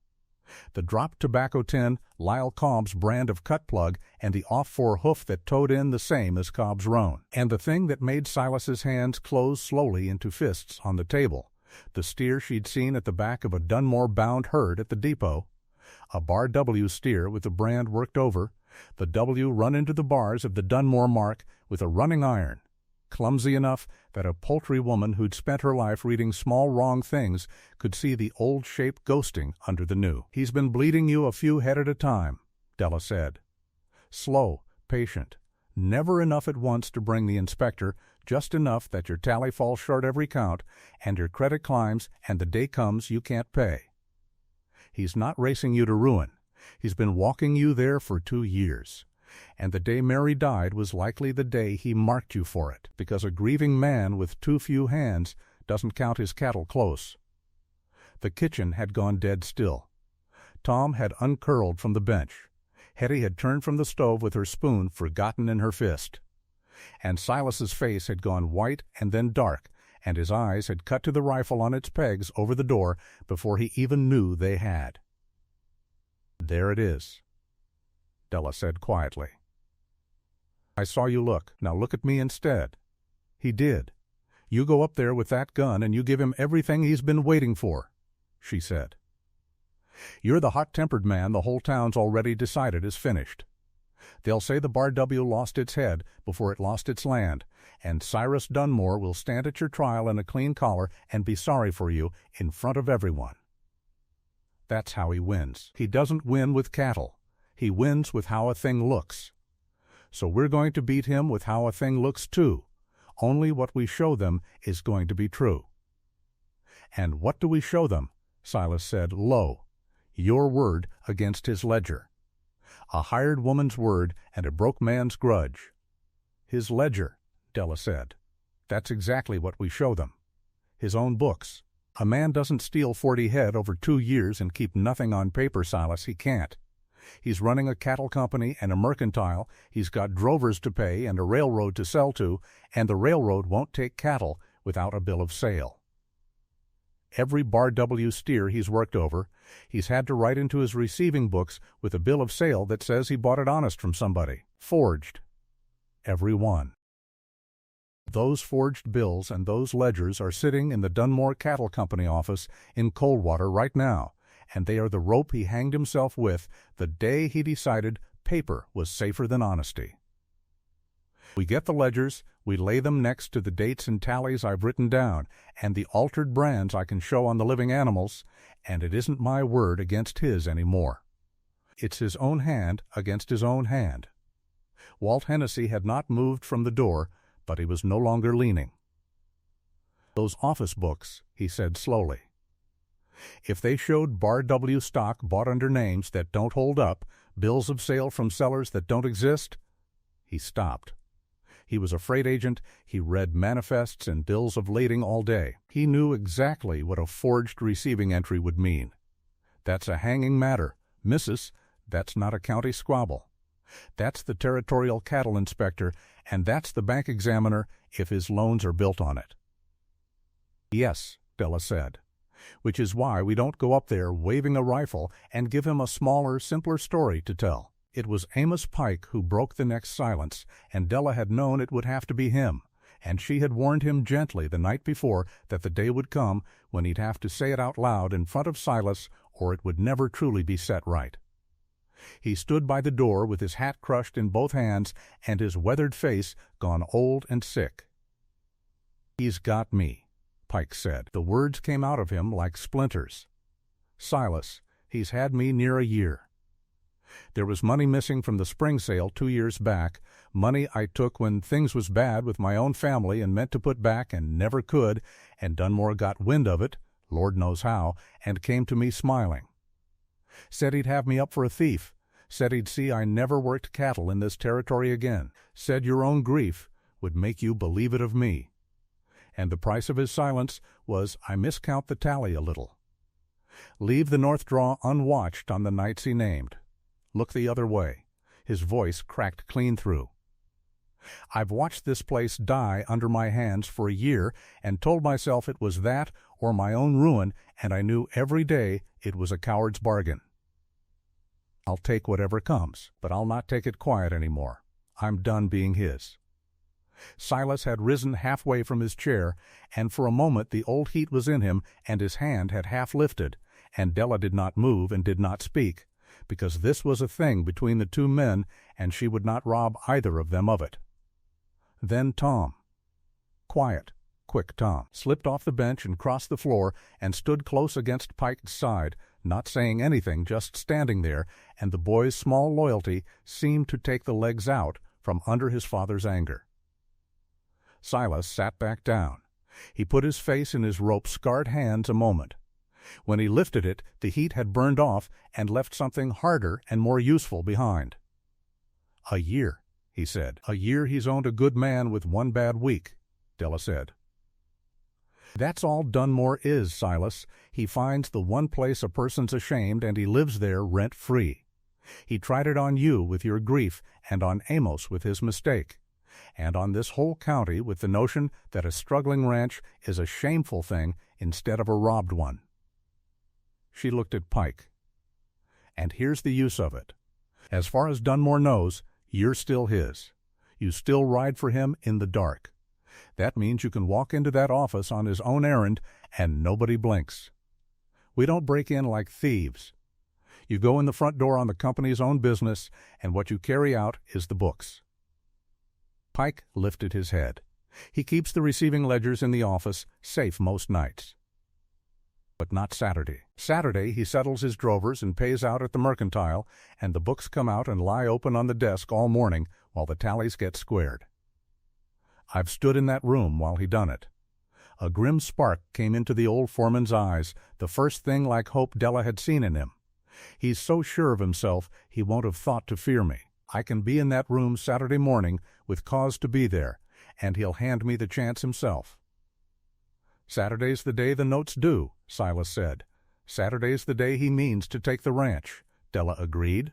So Saturday's the day we take his books. He'll be so busy savoring the one he won't be watching the other. She turned to Walt. And that's where I'll need you, Mr.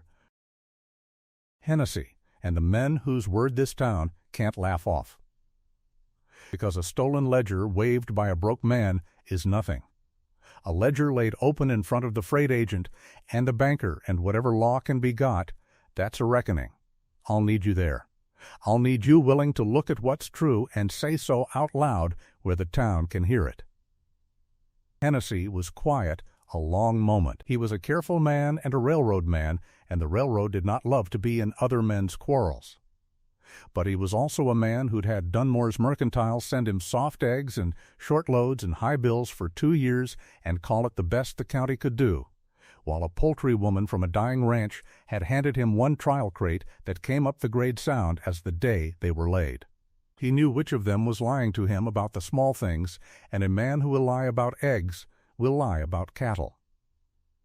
The bank examiner comes through Coldwater the first Monday of the month for the territorial branch, Hennessy said at last. That's Monday next, 2 days after your Saturday. And there's a stock inspector rides the Northern Pacific stops looking for exactly this kind of rustling, altered brands moving by rail. I can get a wire to him today and not say why, just say there's brands wants looking at, and have 'em here Monday too. You hold your reckoning Monday, Mrs., in front of the both of them, and Dunmore can bluster all he likes. He can't bluster a federal brand inspector off a running iron. Then the note comes due Saturday, and we've nothing Saturday but his hand around our throat, Silas said. Let it come due, Della said. Let him think he's won Saturday. A note that was got by fraud isn't worth the paper once the fraud's on the table, and the banker who holds it will know that better than any of us, no honest bank wants a deed it took through a swindle. It's a lawsuit waiting and a stain on the branch. He'll be glad of the excuse to void it or carry it himself on fair terms, just to be clean of Dunmore. We don't have to beat the note, we only have to beat the man, and the note falls with him. She spread her reddened hands flat on the table. But none of it's worth a thing if we can't put the living animals under the inspector's eye, too. Paper can be argued. A Bar W steer standing in a Dunmore pen with the brand worked over that the inspector reads with his own hands, and there's no arguing a hide. The held cattle, Pike said, and nodded slow. He don't ship them all straight off. The freshest altered he holds back 6 weeks for the burn to heal and the hair to grow over before he'll risk them by rail.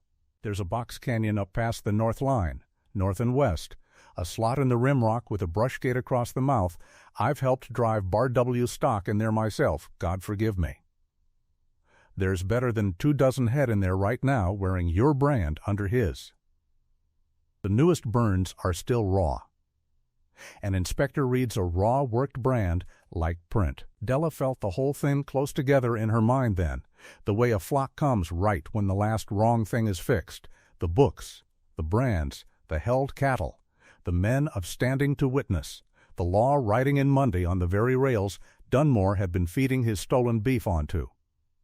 It was the same patient reading of small signs she'd brought to a henhouse full of dying birds. Only the henhouse was a whole county now, and the sick thing in it had a clean collar and a smiling face. "Then here is how it goes," she said, and the kitchen leaned into her, even Silas, even gruff Hennessy by the door, because she was the only one of them who'd been certain of anything in 2 years. Saturday morning, Almos walks into the Dunmore office on company business and comes out with the ledgers and as many forged bills as he can carry, while Dunmore's at the mercantile counting his win. That same morning before light, Silas and I and 2 men we trust ride up to the Box Canyon, and we don't drive the cattle out, we leave them right where they stand on Dunmore land, because a steer found on his own ground wearing a worked brand is worth 10 driven off where he can cry theft. We mark them, count them, write down every brand, and leave a man at the gate so not a head moves before Monday. And Monday morning, when the bank examiner's in town and the brand inspector's off the train, we don't go to Dunmore. We go to the depot, public, in front of the whole county that spent 2 years snickering at this ranch, and we lay it all down at once. The books. The bills. My dates and tallies. The brands on the hides. And we let them look. And Cobb, Silas said, the man who burned my cattle. Cobb's the careless one, Della said. He dropped his tobacco tin and rode a horse any fool could track, and never once thought a woman would be reading the ground behind him. When he sees Dunmore going down, Cobb won't hang for him. The minute the inspector's reading those brands and the law's asking who held the running iron, Cobb will trade everything he knows for his own neck. And he knows where every body's buried because he's the one who buried them. Dunmore's careless hire becomes Dunmore's loudest witness. That's the way of it with men who buy other men cheap. They get what they pay for in the end. For a long moment, no one spoke. The fire ticked in the stove. Out in the yard a hen muttered and settled. Then Silas Ware reached across the table, slow, and laid one rope-scarred hand over Della's reddened one. Not a tender thing, not yet, but the gesture of a man putting his whole weight on a bridge and choosing to trust it would hold. 2 years I've watched this place die and called it grief and bad luck and my own failing, he said, and his voice was rough. And a woman I hired to fix a henhouse walks in and tells me it was a thief at my fence the whole time, and tells me how to take him without firing a shot, and I'll be honest with you, Della Mercer, the hardest part isn't believing the plan. It's believing somebody looked close enough at this ruined place to find the truth in it. Nobody's looked close at the Bar W in 2 years. Nobody's looked close at much of anything I've got. His thumb moved once over the back of her hand, and then he drew it back as if he'd surprised himself. We'll do it your way. The rifle stays on the wall. The rifle stays on the wall, Della agreed, and let out a breath she felt she'd been holding since Pike crossed the yard. Hetty banged her spoon once on the stove rim, hard, the way a judge brings down a gavel. Well, the old cook said, fierce and bright-eyed, if we're to hang a rich man by Monday, I'd best feed this house Sunday like it means it. Tom, fetch me the big crock. And Della Mercer, she pointed the spoon, and for once there was no sharpness in it, only something close to fierce affection. You'll eat 2 helpings and not apologize, because a general don't go to war hungry. It got the smallest sound out of Tom that might have been a laugh, the first in that grim kitchen, and Della felt it land in her like warmth into cold straw. She went to the door and looked out at the henhouse standing square and patched against the early winter sky, the surviving hens scratching contented in the cold sun, baskets of their good eggs already going down sweet and safe under the lime. Saturday she would ride for a box canyon full of stolen cattle in the dark before dawn. Monday she would stand on a depot platform in front of a town that had laughed at her and lay a rich man's lie open in the daylight. But it all ran back to this, to one scraggly henhouse nobody else would touch, and a woman who had refused to be hurried, and the slow honest weight of true things finally come round to where they could be put down, where everyone could see. She picked up the lime barrel lid and went back to her work, because the eggs would not keep themselves and there was a flock to tend between here and the reckoning. The plan held, every part of it, the way a thing holds when it's been read true from the start. Saturday before light, Silas and Della and 2 trusted men rode up to the box canyon and found better than 24 head behind the brush gate, everyone wearing the Bar W bar under a raw Dunmore box, and they marked and counted and wrote down each brand and left a man at the gate. That same morning Amos Pike walked into the Dunmore office on company business and walked out with the receiving ledgers under his coat and a sheaf of forged bills of sale, every one made out to the Dunmore Cattle Company from sellers no man in the county had ever heard of, on dates that fell to the night against the short tallies in Pike's own book. And on Monday, when the bank examiner was in town and the stock inspector had stepped down off the Northern Pacific, Della Mercer did not go to Cyrus Dunmore. She laid it down at the depot, in the open, in front of the whole county. She set the ledgers on a freight scale, where the banker and the examiner and the inspector and any townsman who cared could read them, and beside them Pike's tally book, and beside that her own square-handed list of dates, and let the dates speak to each other across the pages until even a man who wanted not to see it could not help but see. Bar W stock bought honest, said the bills, from men who did not exist on the very nights Bar W steers had vanished from the North Draw. And then she sent the inspector up to the box canyon, and he read the raw-worked brands off the living hides with his own hands, the bar under the box, the running iron's clumsy hook, and came back down grim and certain, because there is no arguing a hide with a federal man who reads brands for his living. Cyrus Dunmore stood in his clean collar in the cold sun and tried to bluster, and tried to smile, and tried to make it a poultry woman's spite and a broke man's grudge, the way he'd made everything look for 2 years. But a smile is no use against a man's own ledger laid open in his own hand, and Lyle Cobb, brought in surly and then suddenly afraid, did exactly what Della had said he'd do. He saved Lyle Cobb, traded everything he knew for his own neck, and named the nights and the iron and the man who'd paid him, and after that there was nothing left of Dunmore's story but the bare, ugly shape of the thing itself.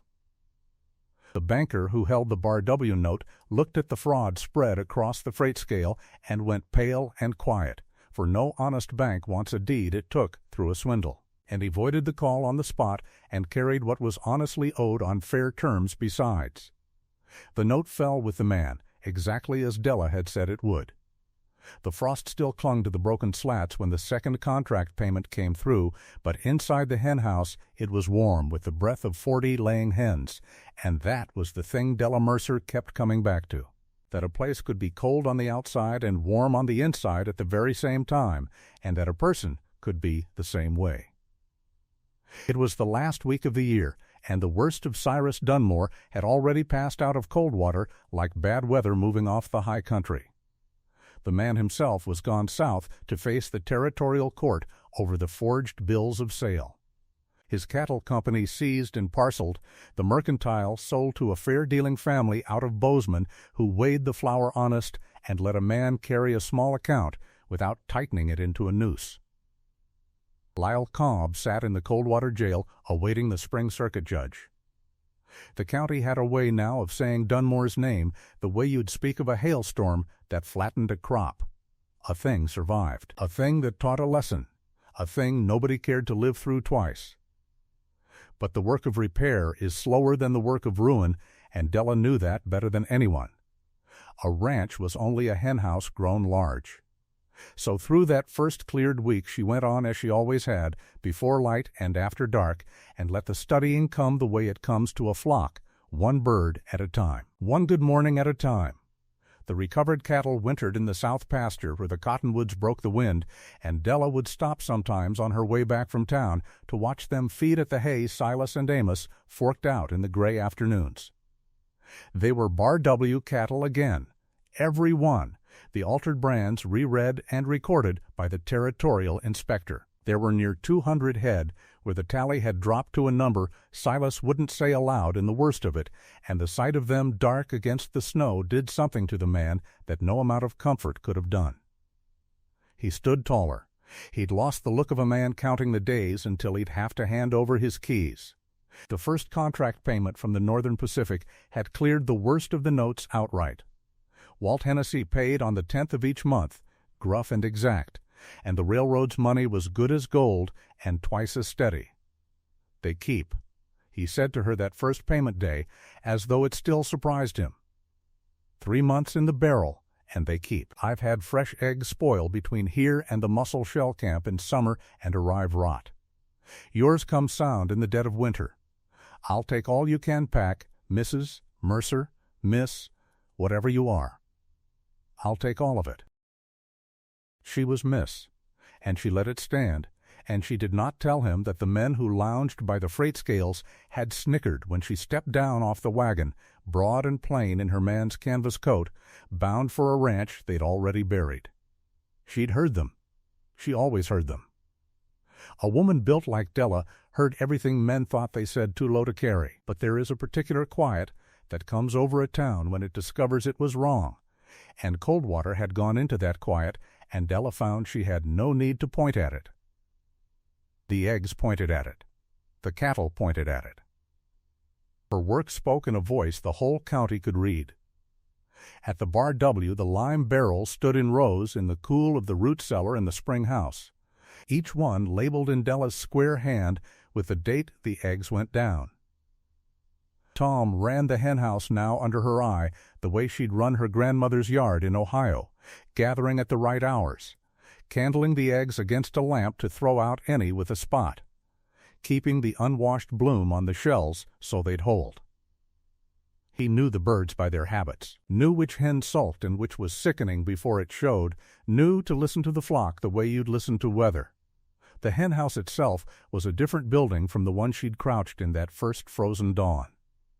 Silas had rebuilt it through the autumn, plank by plank, and somewhere in the rebuilding the thing had stopped being a chore he owed her and started being something else. The north wall that had wept cold draft was double-boarded now and chinked tight.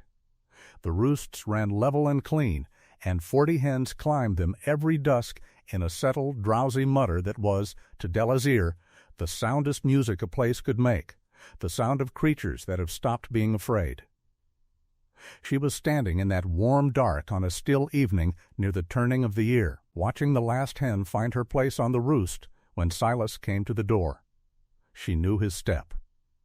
He stood in the doorway the way he'd stood that first morning, framed against the failing light. But everything in the way he held himself was changed. That first day he'd come already regretting her, already half composing the words that would put her back on the wagon to town. Now he came with his hat in his hands, and he turned it, and for a while said nothing at all.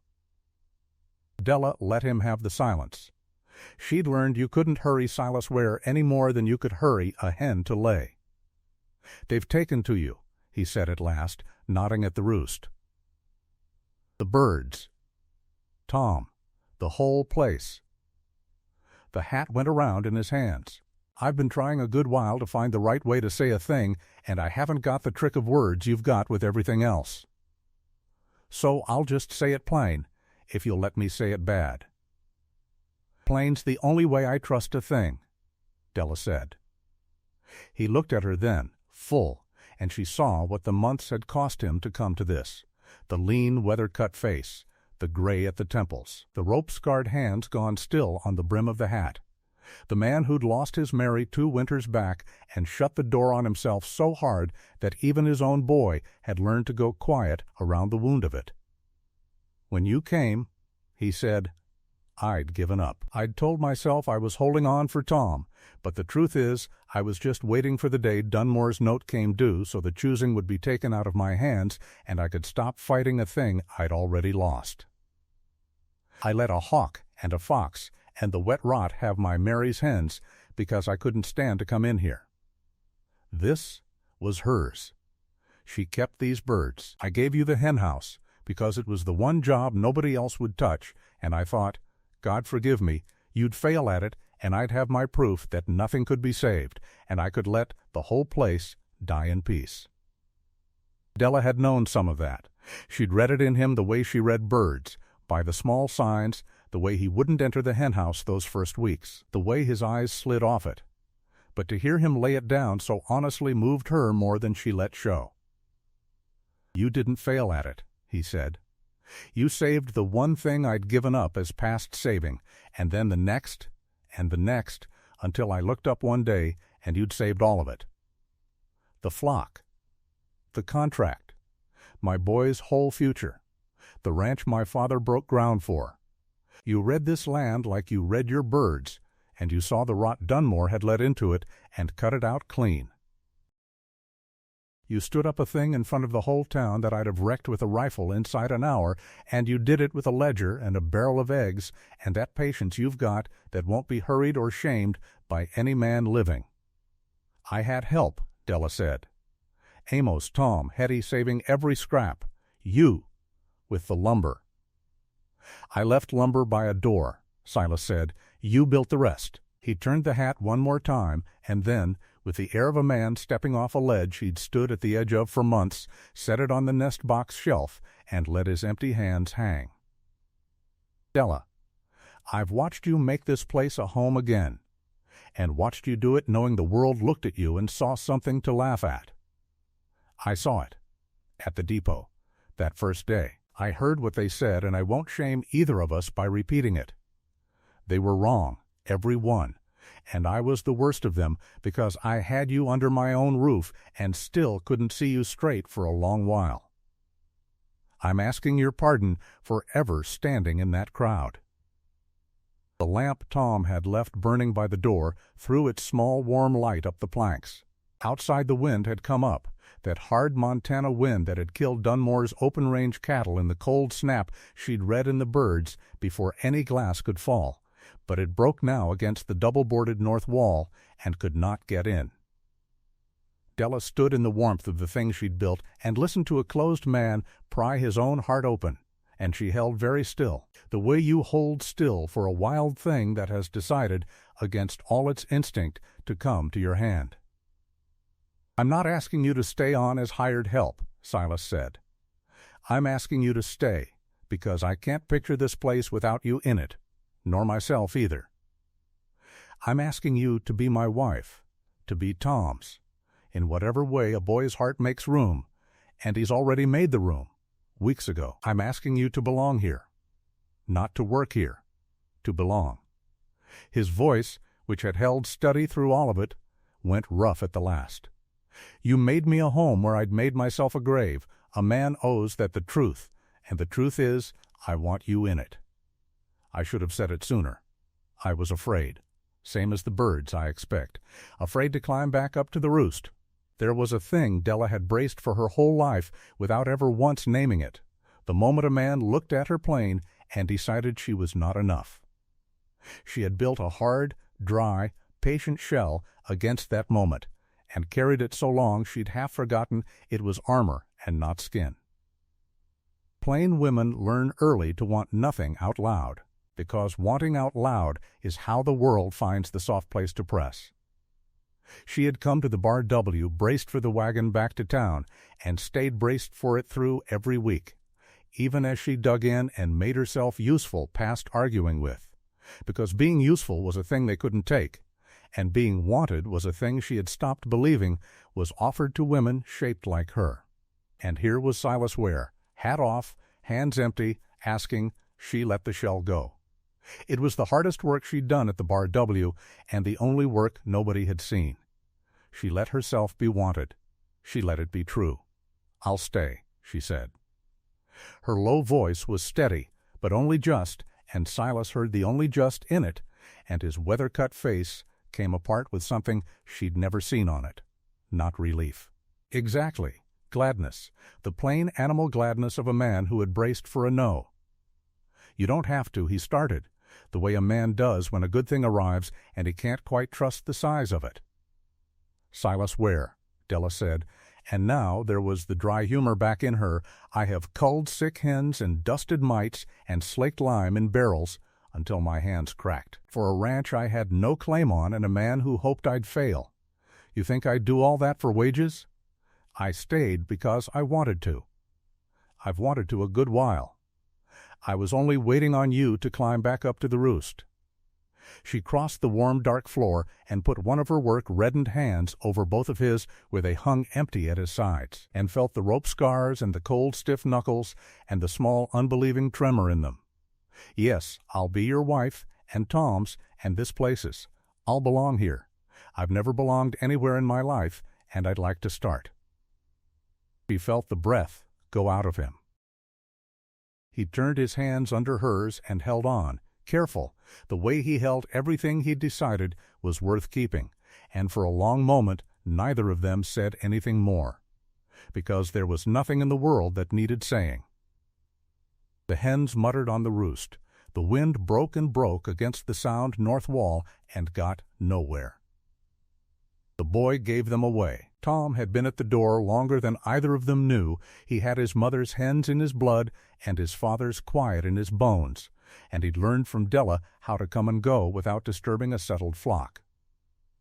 But he was 11, and there is a limit to how long any 11-year-old can hold still inside a piece of news that big, and the limit broke now in a whoop that scattered up into the rafters and set 3 drowsy hens to grumbling.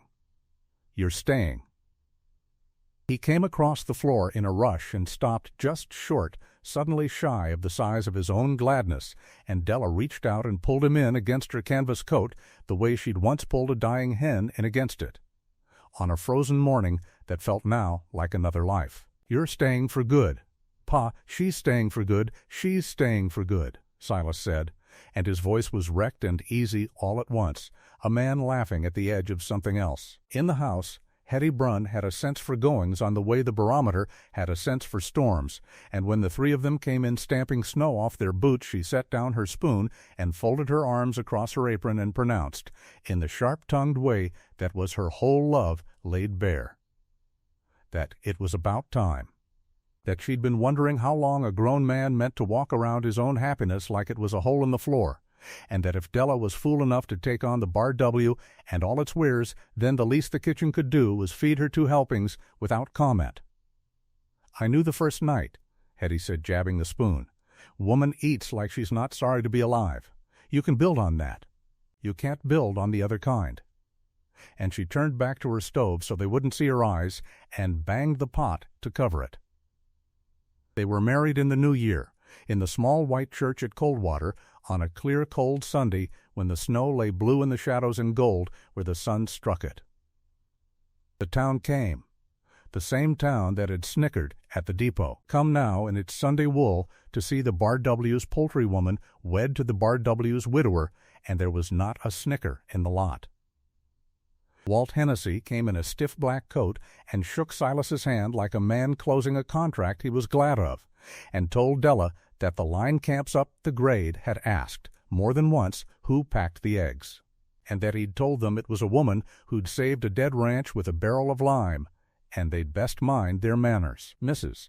Odell the postmistress wept frank and happy in the second pew, for it was her notice on the post-office wall that had started the whole of it: poultry help, room and board, low pay. And she would tell the story for years of how the plainest answer she ever posted had brought the county its best ending. Amos Pike stood near the back. His old worn face washed clean of the thing that had haunted it, his debt was cleared, paid down quiet by Della's intercession out of the first contract money, and Silas had kept him on as foreman, a forgiven man working honest land, and the keeping on had straightened something in him that the forgiving alone could not. And after, when the wagon had carried them back out the Coldwater Road to the Bar W, and Tom had run ahead to see to the henhouse because the birds didn't know it was a wedding day and still wanted their evening grain, Della stood a moment in the dooryard in the last gold light and looked at the place she belonged to now. The cattle were dark and easy in the south pasture, near 200 head on good winter feed, every brand re-red and true. The lime barrels stood in their rows, full of sound eggs that would ride the Northern Pacific up the grade to feed the men who were laying the spine of the country, and the railroad's steady money would ride back down to keep the Bar W standing past her lifetime and Tom's after. The henhouse, the one scraggly henhouse that nobody had wanted, that Silas had given her hoping she'd fail at it, sat rebuilt, and sound and warm 40 hens settling to roost in the soundest music a place could make, and a boy inside scattering grain by lamplight and talking to the birds the way she'd taught him. She thought of the dying hen she'd cradled against her coat that first frozen dawn, and of how a place could be cold outside and warm within at the very same time, and how a person could be the same. She had been the cold outside, warm within kind her whole life, and the world had only ever read the cold, and laughed. Silas had learned to read the warm. That was the whole of it. In the end, not that she'd saved the flock or broken Dunmore or won the contract, though she'd done all three. It was that one closed, grieving man had learned, slow as a hen climbing back to a roost she'd been too afraid to trust, to read the warm in her and call it home. In the spring, when the light came long and soft over the thawing ground, and the first broody hen brought off a clutch of downy chicks under the mended eaves, Silas would find Della in the dooryard with a basket of eggs on her hip, watching the new green come up over a ranch that had been 3 months from death and was alive now past arguing with. He'd put his rope-scarred hand at the small of her broad, steady back, and they'd stand a while and say nothing, because nothing needed saying. The scraggly henhouse nobody wanted had churned a dying ranch into egg gold. And the same patient, overlooked, unhurried hands that had done it had reached into a closed man's chest and found the door, and held it, and waited, the way you wait for a wild thing to come to your hand, until it opened, and stayed open, and let the warm light in.